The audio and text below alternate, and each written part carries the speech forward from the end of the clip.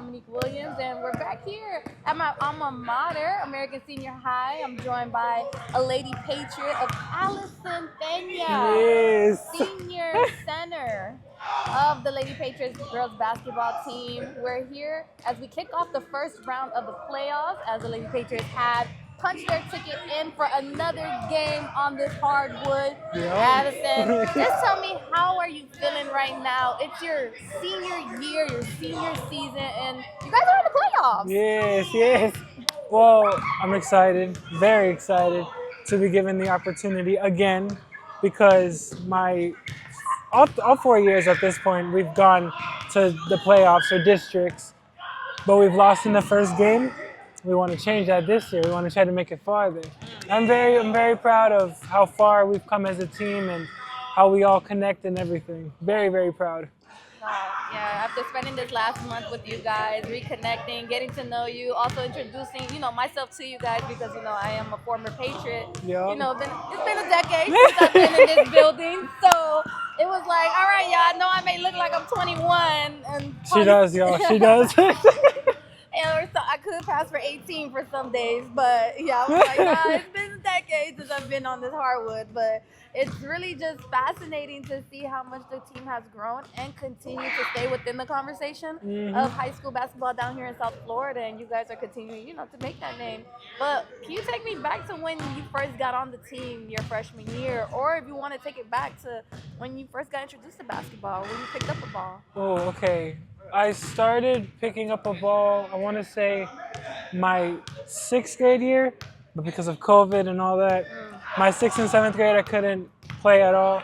Started building back into it my 8th grade year, and I was playing in middle school. I was actually picked up by Coach. Coach actually saw me, and he's like, I want you to play. And I was like, okay, fine. That sounds exactly like that, though. He's like, do you want to play? I'm like, sure, here, give me your number. And I started coming the summer transitioning into 9th grade. And ever since then, seeing people come and go, from graduates to people not wanting to play anymore, I found my group of people. And I am very happy that I was given the opportunity to, because a lot of people don't have that, unfortunately. But I've been very blessed to be with a team that actually believes in me and sticks it out with me through thick and thin. Oh my God, that's so beautifully said. What middle school did you go to, by the way? Country Club Middle. Hey, in the house! Oh, my hurricane! Yes. Oh my God, that's so crazy. Now, even just like all these years, because I was one of the first grads of Country Club. Yeah. Look at you. Country Look Club. at you. Twin. Now she just ran in our camera. Twin. But I was one of the first grads. Came in we were class of 2009 coming in, but we started in 2006. Okay. All 2006.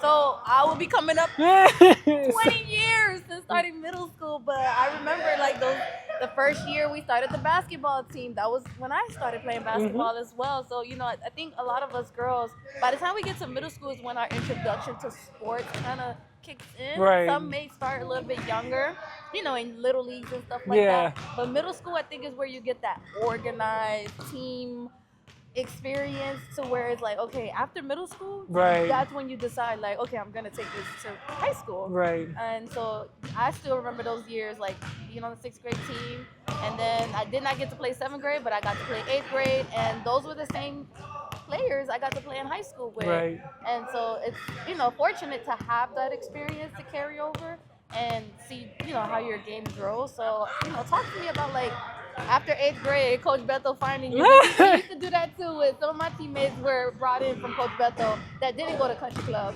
So, or Lawton Childs were two of my best friends, Jocelyn and Joel. They played at Lawton Childs. So, between Lawton Childs, Country Club, and then you have some players that might come from other schools, we all end up on the same high school team. We go from rivalry to now we're family. So tell me, what was that experience like, transitioning to high school ball? The transition was definitely a big part, because it wasn't as easy, I guess people would say. But it is a transition that I'm thankful for, because now I know it's not all going to be easy. It's all going to come with a challenge, but if you're up for it, you're up for it. And I'm always up for the challenge of getting better, because of my coaches, Justin, Maya, Palacio, and Coach Beto. Like, They've all given me the tools and the point and option to continue to be great every single day, even when I don't want to be like, okay, you can actually be the best of yourself, but also as an athlete, and I can't thank him enough for that. Oh man, yes. And I already know. I'm pretty sure when Coach Beto saw you, he was like, he saw how tall were you in 8th grade? We gotta know. That was the first thing that stood out to me. I said, whoa. I said, boy, if we had this Yeah. in 2011, 13, because all the tall girls had already graduated by the time my junior season came. So like, if we would have had you, girl, we would have probably beat Croc. Those who know, if you know, you know. You know, if you know, if you know, you know. But yeah, how tall were you in the 8th grade? Maybe 6 feet. Wait, because I remember that because I remember my 6th grade year, I was 5'11". 5'11". You were taller than most. Yes. Than most guys and girls. Yeah. Put together. Yes. Oh my goodness. So you were already 5'11" by the 6th grade. So coming into 9th grade, you already cracked 6 feet. And how tall are you now? 6'5". 6'5". No. Kim Moki, I got you. You know what, Coach Gottlieb? The Trojans, hey. I mean, I feel like the minimum is 6 feet to be on most of these teams nowadays. So like, Right. You better get your ball handling skills because you might have to be a 2 guard. Yeah, that's fine. That's fine with me. Oh my goodness. Okay, so 6'5", 9th grade. How was that experience like coming when you made the team and you got to play? How many times did they come and attack you? Oh God. It was new. That's a word. It was very new to me because I wasn't used to the intensity. I remember running up this court the first time, and I'm like, oh my gosh, this is the new era of my basketball experience. They wanted to attack me almost every time. Man. I can already tell. Like anytime we see a big girl, we already know. Like, oh, we're prepared to attack. Yeah. Double team, triple team, quadruple team, anything. Put her in foul trouble. Right. Everything. Go up into her and draw the contact. All the things. All of that. Pretty much get them out. Strategically, that's how we're game plan for. Right. But okay, so once you figured out, okay, I see the tricks here. I see what y'all trying to do. How did you manage to maneuver your game in that way to where you wouldn't put yourself in foul trouble and stuff like that? Ooh. Well, if you're big, you kind of relate. You're not necessarily the fastest one on the court. You're in a way the slowest, but not super slow. But I know I'm probably either the slowest on my team, but the transition there was like practicing every single day that I found out different ways to move, to get past people or to stop their shot, block their shot, make them fall, whatever the case may be. But for me, it was coming here every single day after school, summer break, winter break, summer, it doesn't matter. I just kept practicing what I could, and that's why I am the player I am today, because of all that experience and practice. Mm-hmm. And how did you manage to build your offensive game once you started figuring out, certain plays that, today all the bigs now are shooters too. It's not just post up, go to the backboard. You may set a pick here and there and stuff like that, and you flash, up the court, but you're also sometimes having to, dribble, shoot, pull up out, on the corners, and knock down a couple jumpers here and there. What were some things, that took you through that experience to get there? A lot of failures, trial and error every single time.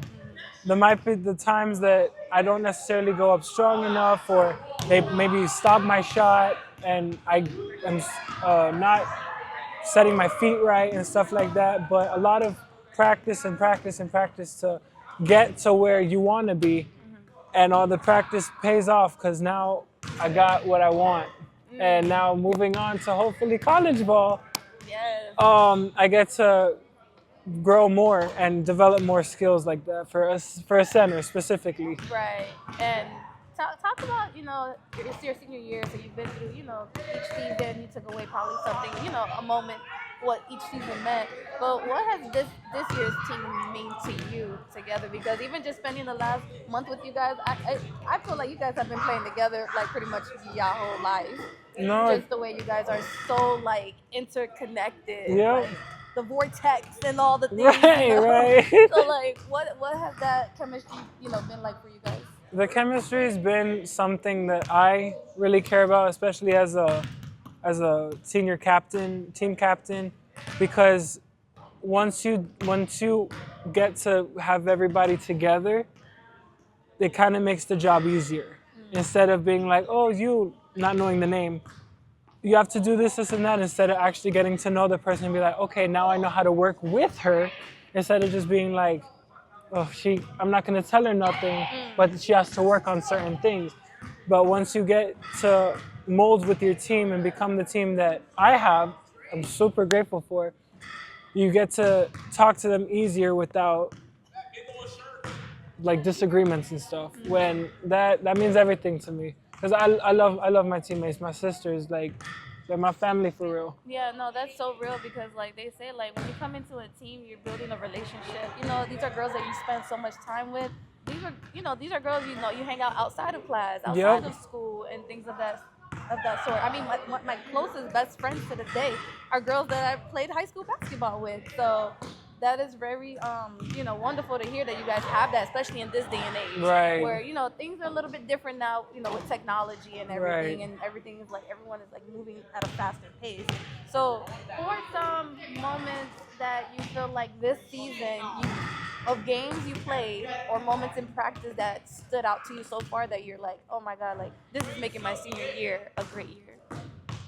I would say just effort, like all the effort that we put into each other, and all the let's say scrimmages that we have against each other, fighting with each other to get better, to get the ball up, to get a shot off, our competition games and all that. They mean everything. It's always the little things that mean everything, for real.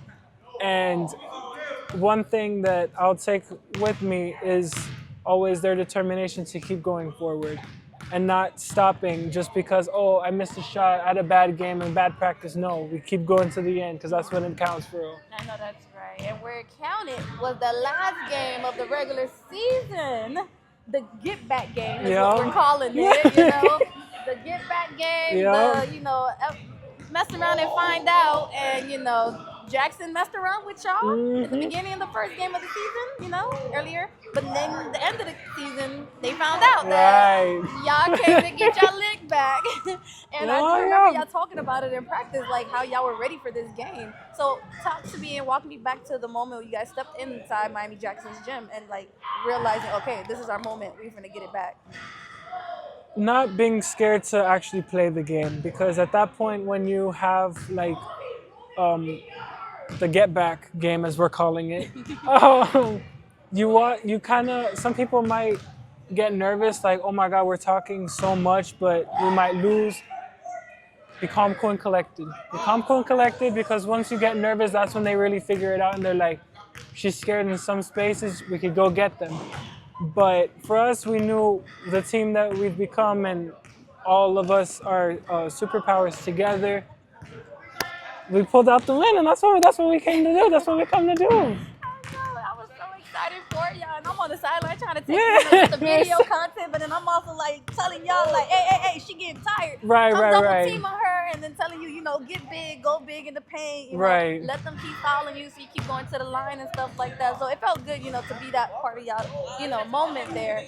But I gotta know, like, once the clock started winding down and you guys saw where the lead was, how did you feel in that moment for yourself?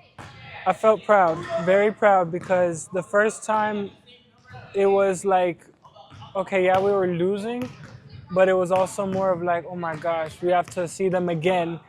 We don't know, I mean, we knew how the team is, but we didn't know how or what they were gonna change to get us to that point, but we knew what they were more or less gonna do, so just do little tweaks and go play the game, and that's what we came to do. So In that So second half, y'all did. Y'all definitely switched it up. In the first quarter, it started off a little shaky, a little Very. slow. You know, Coach Justin said that you guys were a little shaky. But I feel like once y'all figured out their game and what were some things they were lacking in, you guys pretty much took advantage of those Right, opportunities. right. Especially, the turnovers. Right. You guys capitalized on that.